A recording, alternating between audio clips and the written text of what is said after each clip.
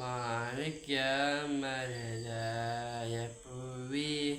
മെഹദിയാം ഖദീജ ബീവി മക്കയെന്ന പുണ്യം നാട്ടിൽ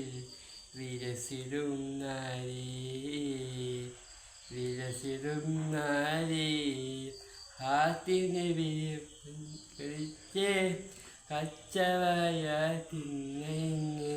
കണ്ട നേരം കൽബിനുള്ളിൽ മോഹമോദിച്ചു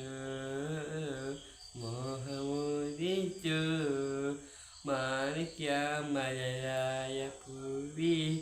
മെഹദിയാം ഖദീജ ബീവി മക്കയെന്ന പുണ്യം നാട്ടിൽ